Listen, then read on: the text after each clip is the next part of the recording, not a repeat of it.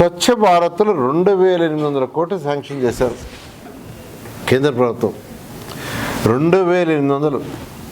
దాంట్లో సుమారుగా ఒక 40 to 45% వాళ్ళు ఇస్తారు, మిగతా 50 to 50% మనం పెట్టుకోవాలా. 2800లో ఫస్ట్ ఇన్స్టాల్మెంటు 280 కోట్లు వాళ్ళు ఇచ్చేశారు. దానికి మ్యాచింగ్ రాష్ట్ర ప్రభుత్వం 150 పెట్టాలా. 150 పెట్టక ఆ 2800 కోట్లు అయిపోయింది. మ్యాచింగ్ పెట్టలే కదా ప్రభుత్వం, అంటే అసలు ప్లానింగ్ లేదు. 2014-19లో ఆ రోజు ముఖ్యమంత్రి గారు నారా చంద్రబాబు నాయుడు మమ్మల్ని తరివేవాడు కేంద్రానికి, పోయి ప్రాజెక్టు తీసుకురండి మ్యాచింగ్ ఇస్తాం, వాళ్ళు ఎంత ఇస్తారో తీస్తారండి మ్యాచింగ్ ఇస్తాం. నేను 2014-19లో ఈ రాష్ట్రానికి 11 లక్షల హౌసెస్ని శాంక్షన్ చేయించాను, హైయెస్ట్ ఇన్ ది కంట్రీ. ఎందుకంటే కేంద్ర ప్రభుత్వం 1,50,000 ఇస్తుంది, రాష్ట్ర ప్రభుత్వం 1,50,000 ఇస్తానన్నది టిట్కో హౌసెస్కి. అది కాకుండా రోడ్లు డ్రైన్స్కి మళ్ళీ 90 లక్షలు ప్రతి ఇంటికి ఇస్తాను సీఎం గారు చెప్పారు.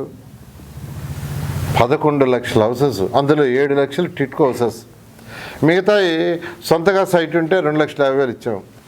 7 లక్షల్లో 5 లక్షల హౌసెస్కి 4,90,000కి టెండర్లు పిలిచాం, గ్రౌండ్ అయిపోయినాయి. కానీ గత ప్రభుత్వం మా మీద కక్షతో ఆ 4,90,000 2,60,1,000 కుదించింది.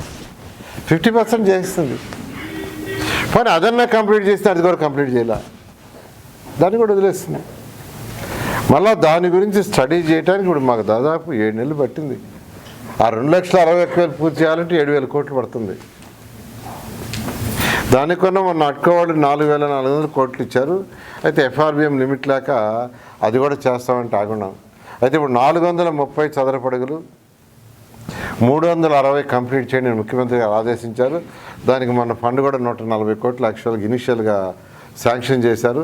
రాష్ట్రంలో ఏదైతే టిట్కో హౌసెస్ 430 చదరపు అడుగులు 360 టేకప్ చేసాం, అది రేపు June 12th కంప్లీట్ చేయమన్నా, రాబోయే June 12th. So June 12th complete చేసేటట్టుగా ఆ కన్సర్న్ కాంట్రాక్టర్లకు ఇన్స్ట్రక్షన్స్ ఇచ్చాం. వాళ్ళు వేగవంతంగా దాన్ని చేస్తున్నారు. June 12th అవన్నీ కంప్లీట్ అయిపోతాయి.